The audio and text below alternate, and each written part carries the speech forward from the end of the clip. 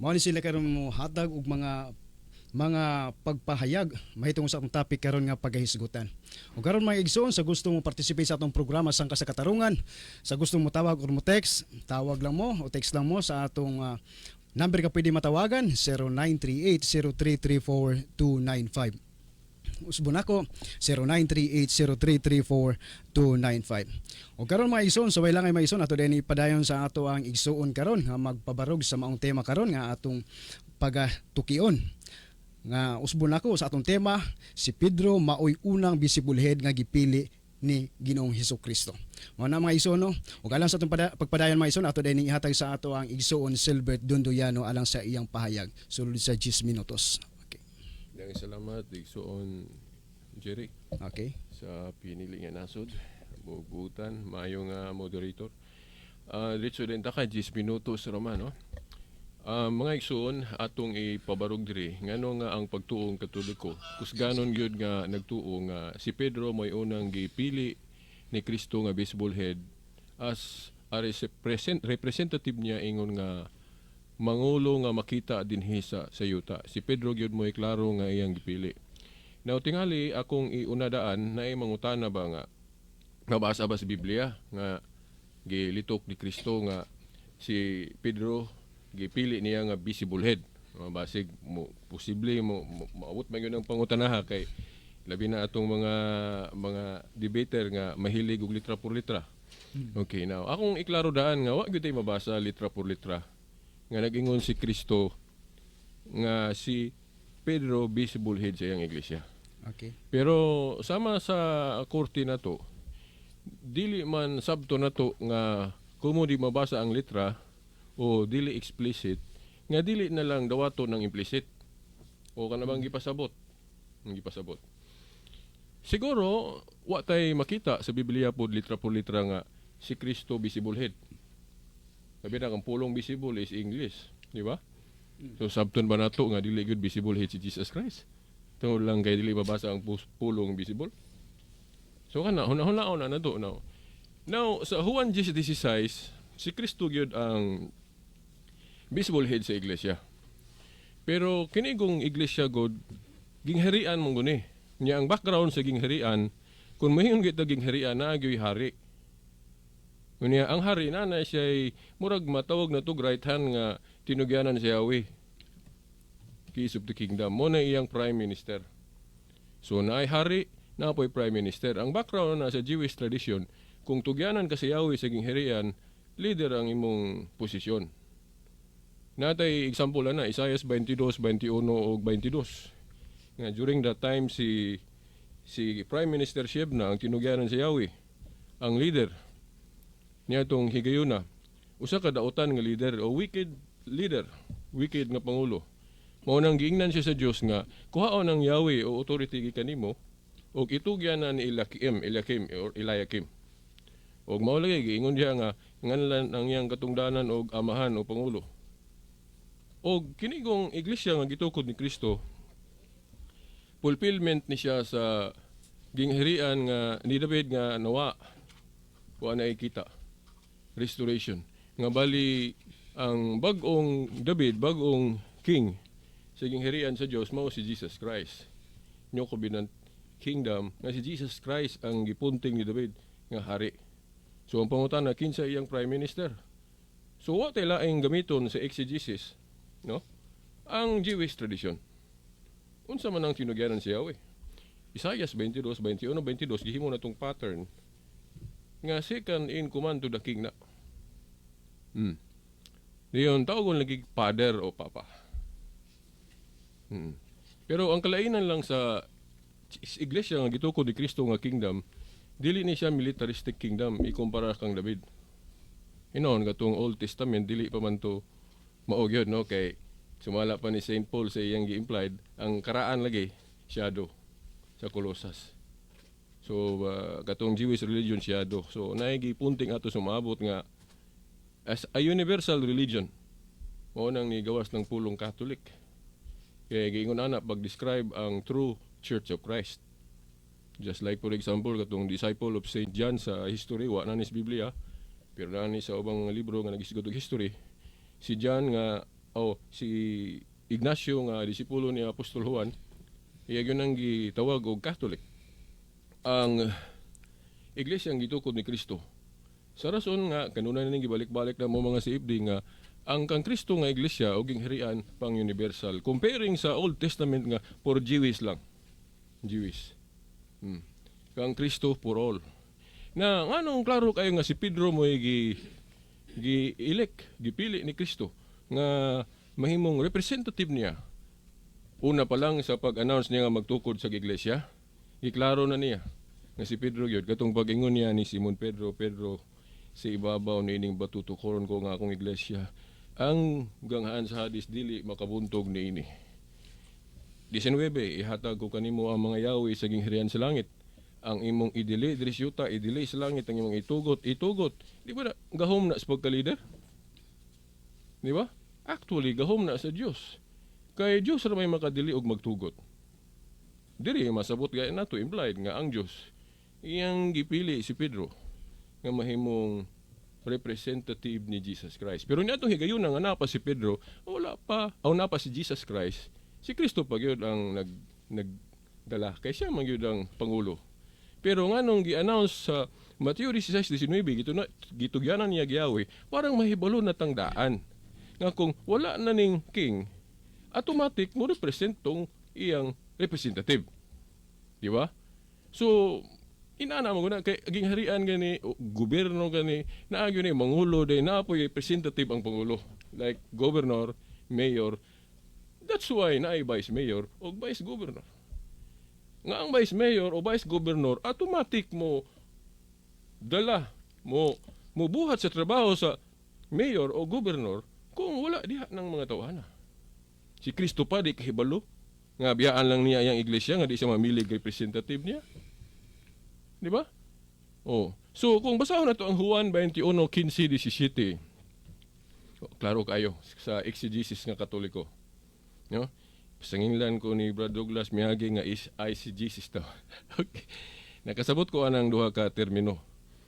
Pero matag pundok na ay ilang exegesis. Na po ilang ingnon nga mao na exegesis. Nakamo ni bahala og exegesis ba ning ako o exegesis ba ni ako? Pero na ako gipanggamit nga mga bersikulo nga gibasihan ako sa maong interpretation. Pero dili po kumuuyon nga tanang exegesis sa iyo o kanang bad. Kay na may exegesis ikaw tuod gidugangan nimo ang interpretasyon pero dili naman musupak sa exegesis gyud sa simbahan sa tinuod nga iglesia. Pagkadaghan ilang kumuha ta example kay lahi atong topic. Dili tanang exegesis daotan. Na exegesis nga makatampo pag paanindot sa usa ka interpretation. Hindi man daotan ang pagpaanyag basta maayo lang. Okay, di lang daotan. So mao na no nga kanang pag-ingon ni Kristo ni Pedro, ati man na ang akong mga karnero. Now ang uban mo interpret ani nga kanang physical gyud nga pagkaon. Which is dili although pwede gihapon kay maayo man ang pagpanghatag ana pagtabang nato sa tong isig ka tawo. Pero simbahan man gud, gingharian man gud, a spiritual kingdom nga ang primary nga pagkaon nga ihatag sa mga ministro o pari is spiritual food. Just like for example katong giingon ni Jesus, ako ang kalanon, akong lawas kalanon, ang akong dugo ilimnon. Kitsa itong makaon sa akong lawas ug minom sa akong dugo makabatog kinabuhing dayon. Mao ni mga spiritual food na to. Nga giklaro ni gi-provide ni sa Roman Catholic Church matag misa. Si pari topic man ang misa. So dili mapasangin ng Katoliko nga wa nagpakaon, no? Kay duha ka klaseng pagkaon, spiritual o kanang physical. O kanang mga madre nga mga organization sa mga mutabang sa mga nagkalisod naghimo ana di lang kay ipasundayag nila. Gani gitan-aw nako sa record sa kanang mga charities. Manghambong nilang ko ani imbes dili unta, no? Kamulay research kung unsa nga grupo ang daghag charity organizations sa tibuok kalibutan na. Oh. So ano lang spiritual kingdom, so spiritual food dapat ang number 1. Kaya sa man na makakaon kag luto, karne ana pero pangkalibutan. Pero impierno day ka. No? Pero ang spiritual food sa ingon sa Ginoo Ako, akong lawas matuod nga kalanon, akong dugo matuod nga ilinon, ang makakaon sa akong lawas makainom sa akong dugo makabaton og ginabuhing dayon. 2 minutos igsoon. Asa man na makaon?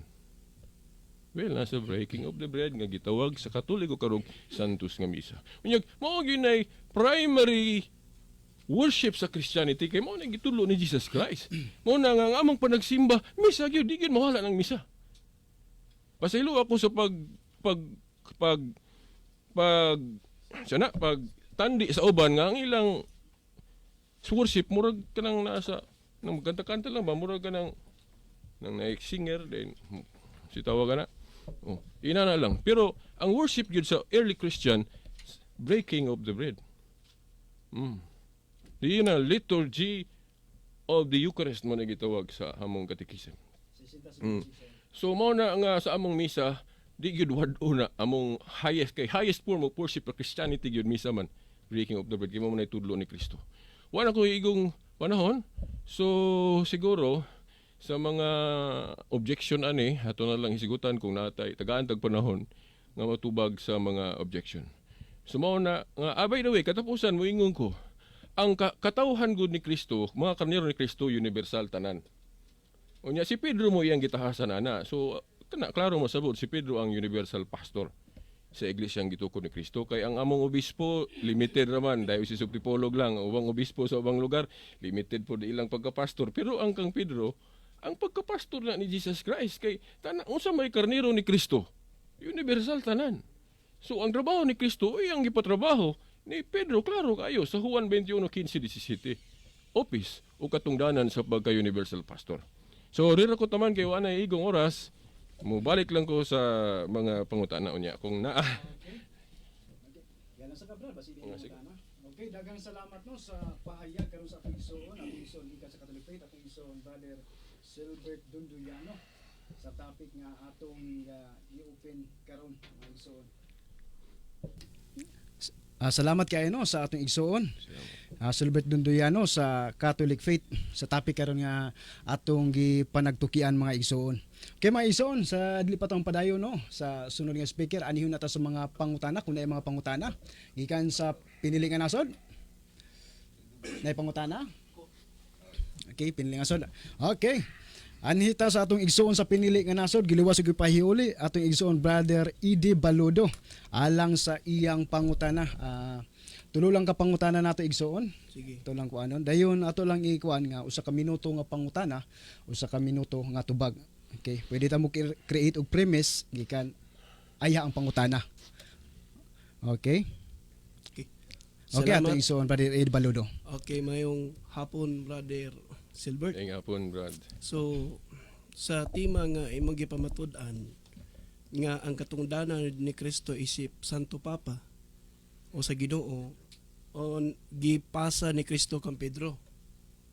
So, akong unang pangutana mo ni, mabasa ba nato sa Biblia nga ang katungdanan ni Kristo gipasa o gihatag niya siya mga tinunan? Muna daw akong giingon kaganina nga kung mangita og litra por litra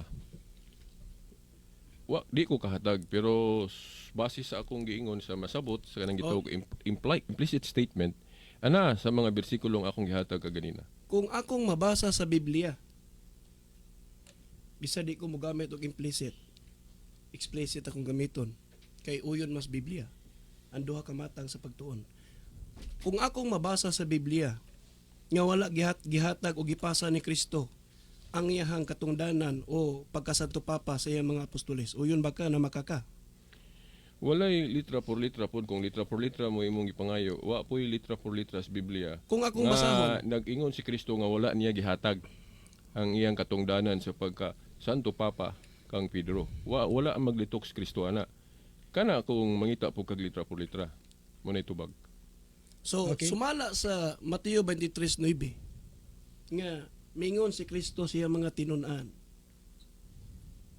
nga dili ka mo magpatawag og amahan dinhi sa yuta kay aduna lamay usa ka amahan tuwa dito sa langit karon kay ang mga apostoles buhi pa kaniadto sa Jerusalem napasala sa kalibutan wala itugot ni Kristo ang pagpatawag sa ila og amahan kay ato lamang usa lamang ka Ama sa langit. Uyon ba ka nga wala gipasa ni Kristo ang iyang katungdanan sa pagkasanto Papa sa kang Apostol Pedro?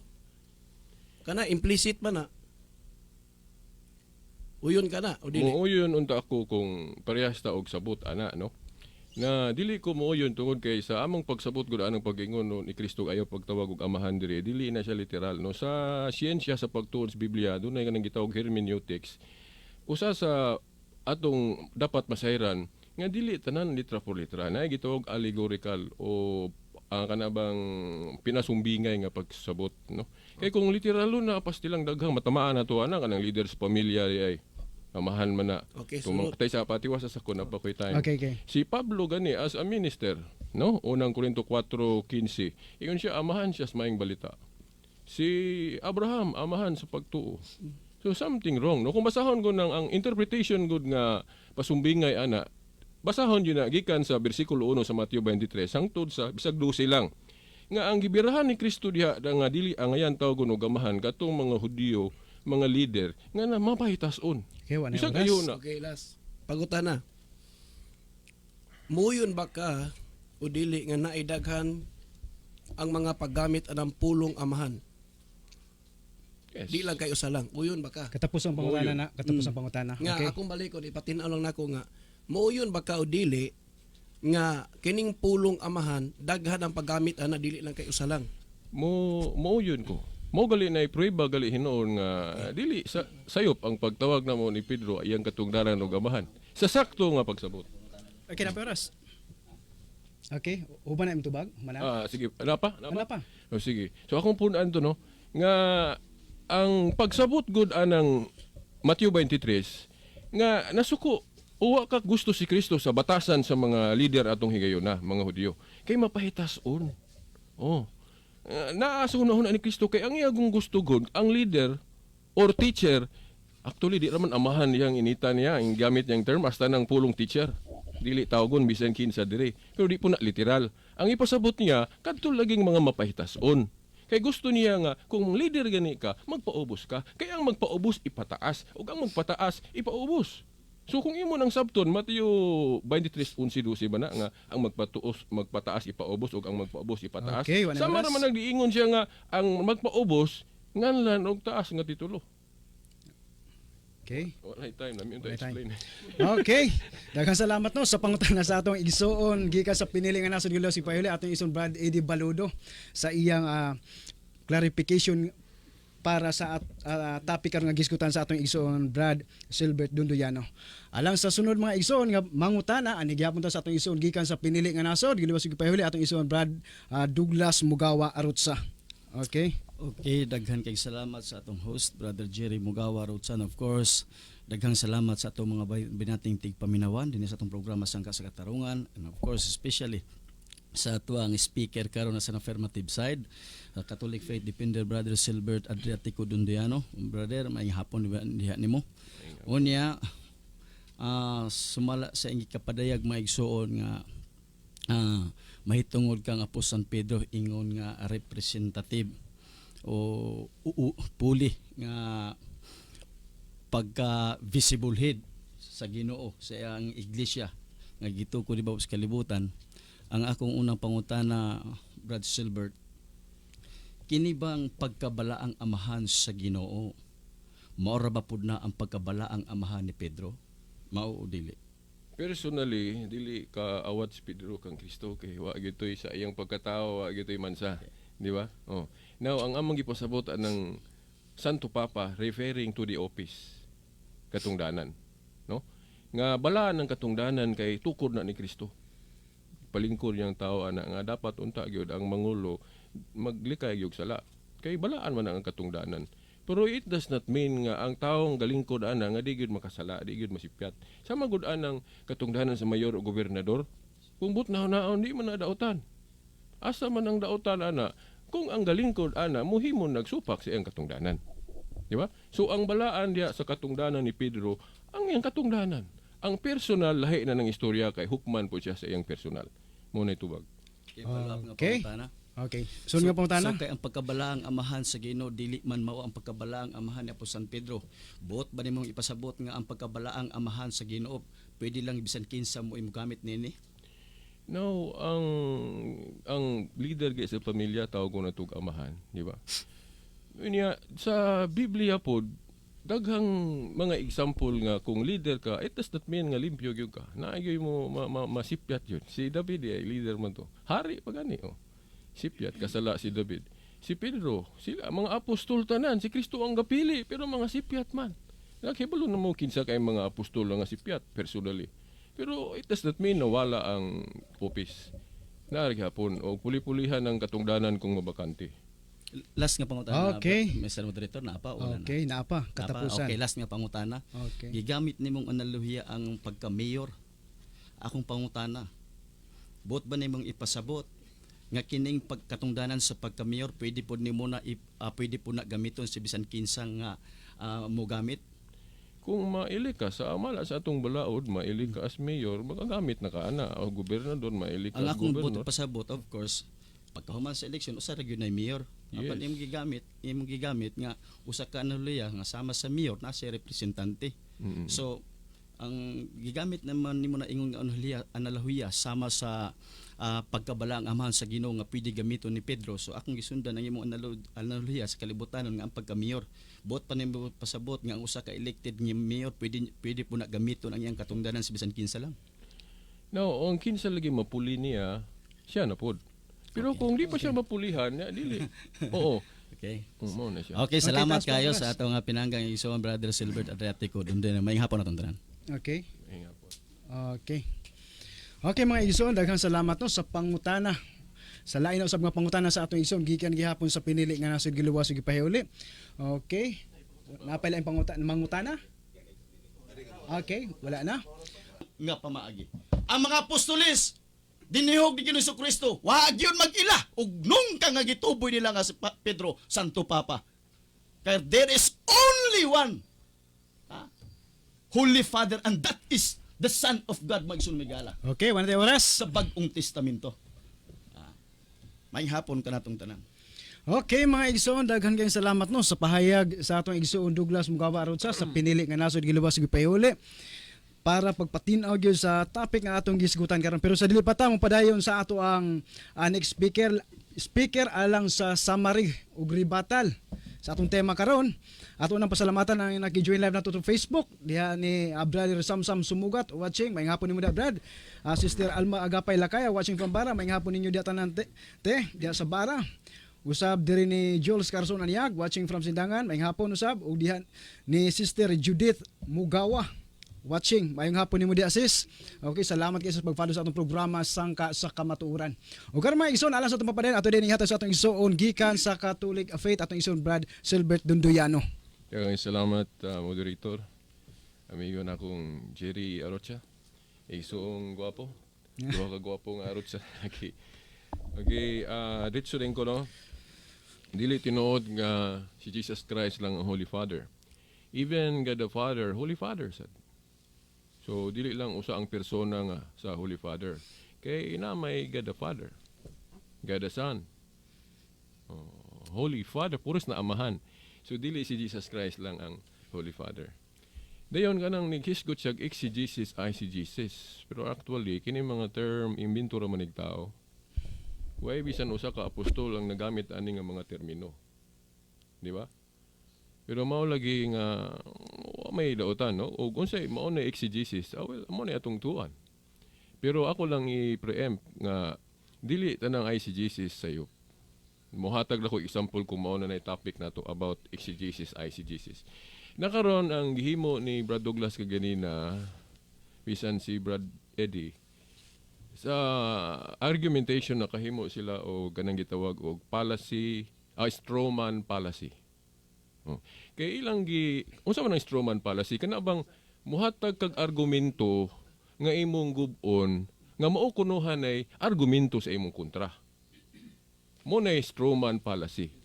Now, ilang gibalik-balik, ilang gikomentaryohan nga tungod kay na mga Santo Papang badlungon, tinuod mo na mga bad popes in history. Mingon na sila, mao na Santo Papa.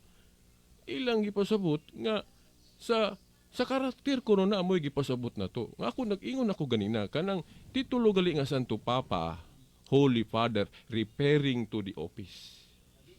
Office. Katungdanan. Kay kanang katungdanan bala ana kay buhat na sa Dios. Oh, pero kung moingon kag ang galingkod ana balaan bagdili, lahi na nang istorya. Pero kung moingon sila nga tanang leader nga mabasa sa Biblia, puros limpyo gyud, sayop sila. Pagkadaghang leader nga nasipyat, si David. Kato si Sibna, akong gi-example, tinugyanan si Yahweh. Oh, leader to. Papa to. Pangulo. Sipyat sa mo, bitong ipulihan siyang Eliakim, pero nasi katungdanan nga papa. Mao na, total, ang Ginoo ra may magbuot ana kinsay impierno, kinsay langit, pero sa katungdanan balaan kay Kristo nang buhat. Ni asa man mabasa, man gi-implied nga kanang posisyon ni Peter Santo Papa. Ako naman ko gipo sa Facebook, I hope nga nagtan-aw mo. First premise, nganong Santo Papa ang katungdanan ni Pedro? Kay si Pedro gitugyanan si Yahweh sa gingharian sa langit. Unya kanang ikaduhang premise, ang tinugyanan si Yahweh sa gingharian sa langit sumala sa Isaias 22:21-22, tawgo no gamahan o Father. Unya sa Revelation 3:7, ang gahawid sa Yahweh santo o balaan, actually referring to Jesus Christ na. Siya ang revelation nga gipasabot sa Revelation 3:7 nga gakupot si Yahweh balaan ko no. Unya ngano mang iyang gitugyanan si Pedro sa mga Yahweh sa gingharian sa langit kung kanang iyang katungdanan dili niya ipagamit og tao. Di ba? Gitugyanan niya keys of the kingdom. Si Peter, of all the apostles, nakaroon si Brad Sumilay kaganina iyang gigamit ang Matthew 18:18. Nga di man kay si Pedro ra. Now, kay si Pedro god wa mag-inusaras pagmando, mura man nag-Supreme Court god.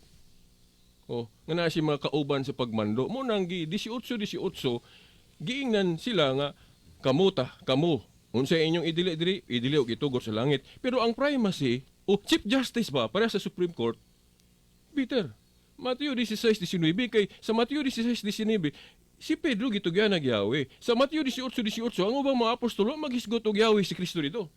Nga ang background anang tinugyanan si Yahweh, balik ta sa Isaiah katong akong gikutlo kaganina. Ang nagkupot sa Yahweh, siya silbing Prime Minister. Para sa Supreme Court, nga nung namay Chief Justice. Kunya, di man na dapat supako na to kay si Kristo man musupak nga naay primacy sa mga apostol. Asa man na, Lucas 22:26. Nang gilalis ang mga apostol kinsay labaw nila ni supak mas Kristo? Parehas ninyo nga naay labaw nila? Wala mo supak si Kristo. Aningon siya nga ang labaw diha ninyo kinahanglan magpakasulugoon. So, wala mo supak si Kristo nga naay labaw nila. Pero ang magpakasulugoon. Now, karon dagan ta sa 1:21, 15:17, iyang ipasabot nga suguon niya. Kay mao man ay labaw lagi.